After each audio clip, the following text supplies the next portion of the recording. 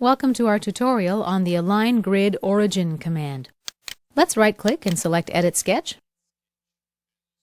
As you see, this solid was created with the origin point right here. Let's exit the sketch, right-click and insert a new sketch.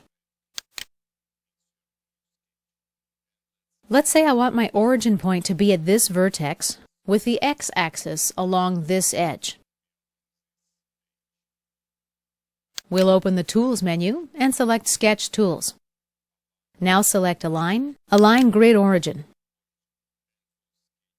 The sketch origin location, let's select this vertex. For the x-axis, let's select this edge. We can press this button to flip the axis.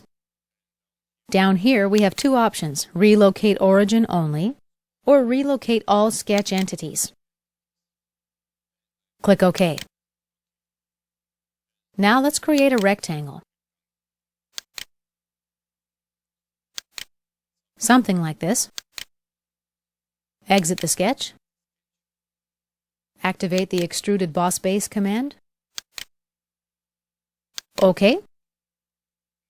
Now if I go back and edit Sketch 1, I see the grid is still aligned the same way.